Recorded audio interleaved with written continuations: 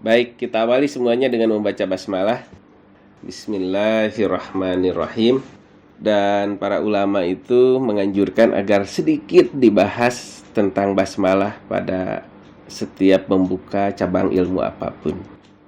Kalimat Bismillahirrahmanirrahim pada tolabul ilmi maknanya aku memohon pertolongan kepada Allah yang memiliki rahmat yang luas di dunia meliputi seluruh makhluk dan yang memiliki rahmat yang spesial di akhirat pada orang-orang yang beriman, agar saya bisa memahami apa yang disampaikan ini.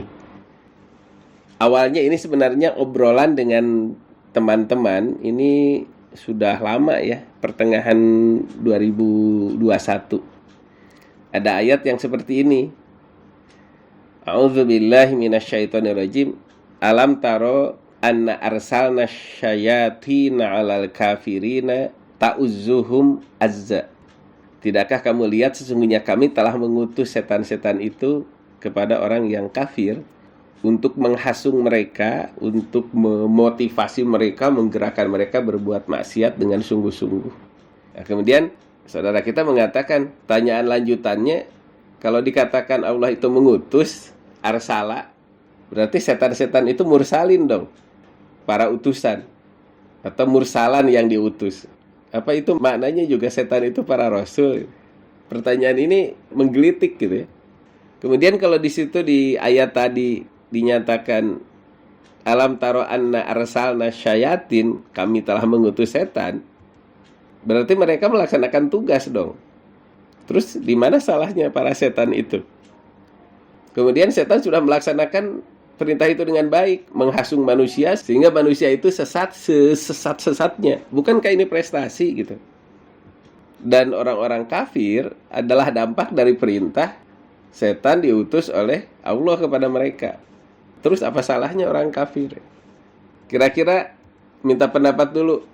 Mungkin nggak ada pertanyaan nakal seperti itu ketika orang membaca ini? Gimana, Pak, Bu? Coba salah seorang aja yang menyampaikan.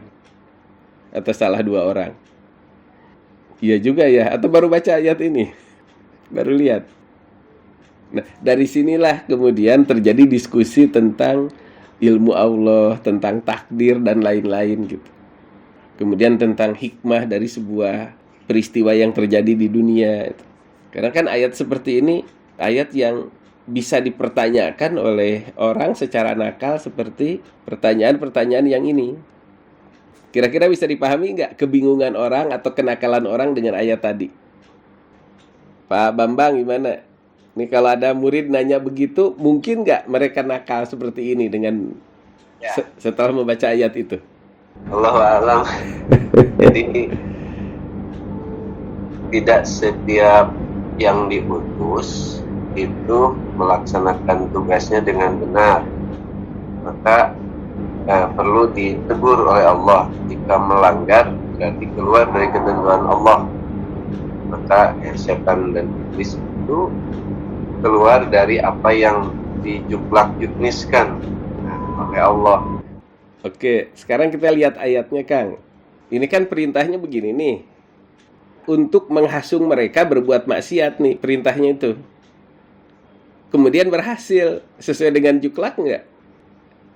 Sesuai kan? Kalau sesuai prestasi dong. Luar biasa nih. Karena itu di ayat yang lain kan ada Allah mengutus banyak makhluk itu untuk menguji manusia. Ya, tidak bukan prestasi. Memang ada semua yang Allah ciptakan itu ada yang berbentuk ujian. Baik.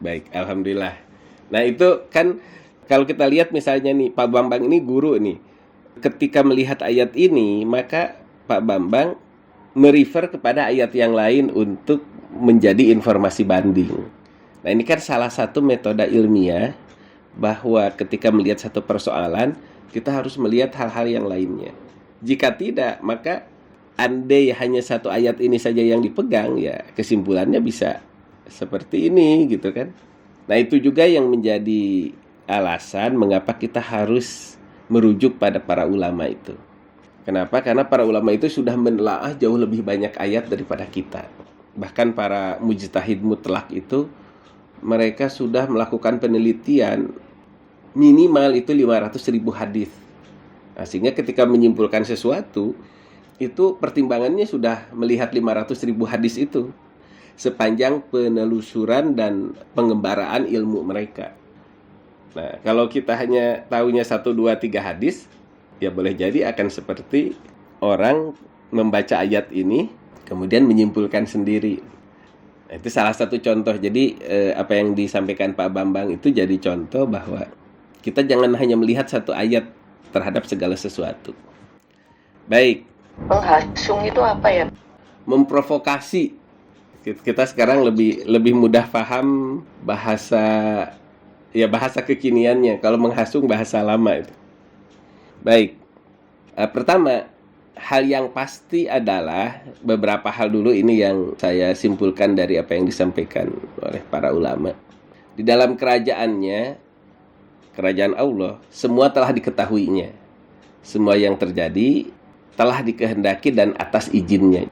Jadi kalau disebut dikehendaki Allah itu as per the design, seperti desainnya dan atas seizinnya. Artinya tidak ada sesuatu yang di luar pengetahuannya dan tidak ada juga yang dia terpaksa melihatnya padahal dia tidak menghendakinya. Sebab kalau itu yang terjadi berarti Allah itu lemah.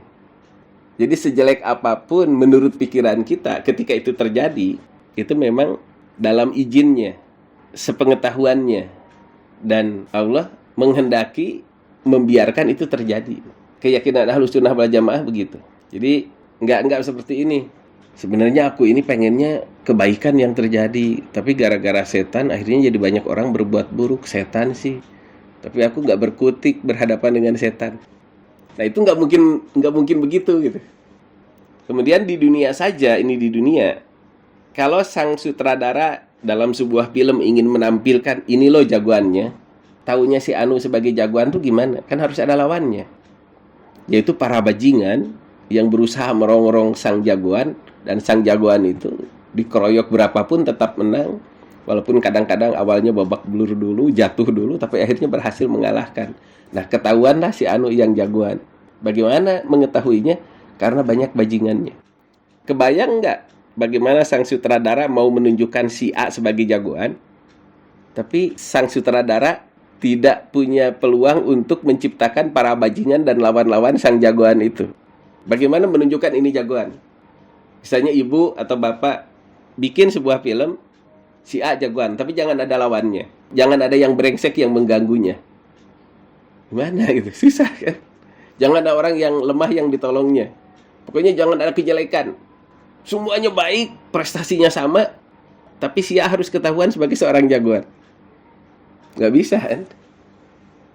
Dan kita juga nggak perlu bertanya mengapa sang sutradara menciptakan peran bajingan gitu. Kenapa nggak semuanya jagoan? Karena kalau semuanya jagoan, jadi bukan jagoan lagi. Kalau semuanya jagoan, gitu, ya sama aja.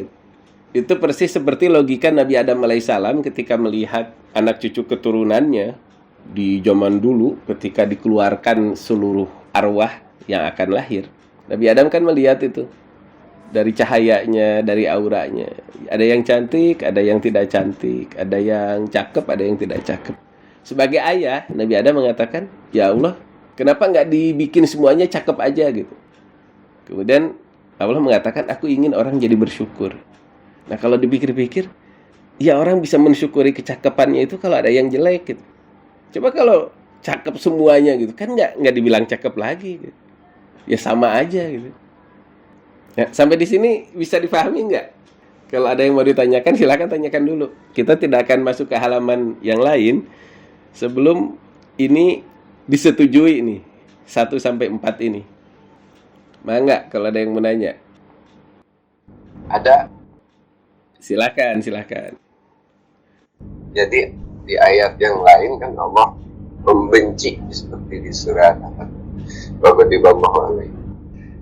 Jadi Allah berkuasa juga untuk menciptakan sesuatu yang dibencinya. Kira-kira begitu, Pak, pertanyaan. Ya. Makanya nanti ketika kita memahami benci, ridho, suka, senang, Allah tertawa, Allah gembira. Itu gembiranya Allah tidak seperti gembiranya kita, bencinya Allah tidak seperti bencinya kita, tertawanya Allah tidak seperti tertawanya kita. Kembali kepada ayat walam yakullahu kufuwan ahad, tidak ada sesuatu pun yang seperti beliau, seperti Allah. Laisa kamitslihi syai'un, dan tidak ada sesuatu pun yang menyerupainya. Jadi jangankan manusia dengan Allah, teman sama ibu, bencinya teman kepada sesama teman beda dengan bencinya ibu kepada seorang anak, walaupun menggunakan kata benci. Bencinya teman dengan teman itu bisa sampai membunuh, bisa sampai memukul, menganiaya sampai mati. Tapi ketika ibu bilang benci sama anak, itu dalam hatinya itu menangis saking sayangnya dan mendoakan anak itu jadi baik. Betul nggak? Bencinya orang lain pada anak akan beda dengan bencinya kita sebagai orang tua pada anak. Ini baru kita dengan orang tua, apalagi makhluk dengan khalik. Nah, jadi nanti kalau ada kalimat benci, kita akan pada pelajaran berikutnya bahwa bencinya Allah itu beda dengan bencinya kita. Segitu aja dulu Pak Bambang. Bisa dipahami ya? Bahwa perbedaan. Bisa ya? Ya. Baik. Ada lagi pertanyaan? Saya beri satu kesempatan. Salah seorang mau bertanya lagi, silakan. Enggak, Pak? Apakah Allah dengan menurunkan syariatnya dan segalanya itu, apakah pasti gitu? Apa pasti Allah itu menghendaki hambanya itu harus beriman semua gitu Pak, ciptaannya lah, khususnya buat manusia gitu Pak? Apakah Allah harusnya mengharap manusia itu baik semua gitu Pak? Oke, baik, terima kasih. Jadi di dalam ilmu tauhid itu beda antara menghendaki dengan memerintah. Kalau kita cek di dalam Al-Quran, Allah itu memerintahkan kebaikan, bukan menghendaki kebaikan, bukan mengharapkan kebaikan, tapi memerintahkan kebaikan. Adapun yang dikehendakinya itu bisa baik, bisa buruk menurut pikiran kita. Maka itu yang dimaksud dengan takdir itu kan, takdir itu baik buruknya dari Allah. Baiknya dari Allah, buruknya dari Allah. Jadi Allah itu punya kehendak bebas. Makanya itu yang disebut dalam sifat 20 itu ada yang disebut dengan sifat jaiz bagi Allah. Allah itu bebas menghendaki apapun. Jadi kita tidak membatasi Allah harus menghendaki kebaikan saja. Allah itu bebas. Nah, tapi kalau Allah memerintahkan kebaikan, iya. Sampai di sini bisa dipahami nggak, Pak Hasim? Allah memerintahkan kebaikan, iya. Tapi kalau Allah menghendaki semuanya baik, ternyata nanti kalau kita pelajari lagi, itu Allah itu boleh-boleh saja kalaupun beliau menghendaki keburukan. Jadi memerintahkan kebaikan itu udah defaultnya Allah berarti ya? Iya, Allah itu memerintahkan kebaikan pada hambanya. Tapi kalau soal kehendaknya terserah Allah. Makanya di dalam salah satu contoh ekstrim lah gitu dalam kitab-kitab tauhid, Allah itu jaiz, boleh memasukkan orang bertakwa ke neraka aja boleh. Nggak ada yang boleh memprotes Allah, kenapa itu orang bertakwa masuk neraka. Secara perasaan kita kan janggal, kok orang bertakwa boleh masuk neraka. Tapi Allah boleh, kita nggak boleh protes ketika Allah memasukkan orang ke neraka. Gimana? Ada pertanyaan? Apa itu ada hubungannya dengan surat 51 ayat 56? Ya, wa ma khalaqtul jinna wal insa illa liya'budun. Itu perintah Allah kepada manusia kan. Tidaklah Allah menciptakan jin dan manusia kecuali untuk ibadah. Liya'budun di sana maknanya lam untuk memerintah gitu. Tetapi kalau soal kehendak mah bebas beliau mah. Dan kita harus mengakui Allah bebas menghendaki apapun. Jadi kita sebagai pangkat hamba nggak boleh membatasi kehendak Allah. Tapi bahwa kita diperintah berbuat baik dan ibadah, iya. Ada Kang Edwin nih. Bangga Kang Edwin, silakan. Assalamualaikum. Waalaikumsalam warahmatullahi wabarakatuh. Kang, sekarang bagaimana hubungannya antara perintah Allah, kemudian manusia ada yang memang beriman dan ada yang tidak. Dan antara beriman dan tidaknya itu dari sisi manusianya adalah pilihan dia. Dia mau beriman, mau beramal soleh ataupun tidak, itu menjadi pilihan dia untuk melakukannya. Nah, lalu bagaimana dengan kehendak Allah terhadap orang ini? Ketika Allah misalnya berkehendak, kamu berbuat baiklah sekarang ini, itu kan sebuah kehendak. Apakah manusia masih memiliki pilihan untuk mengikuti atau tidaknya? Mungkin itu dulu.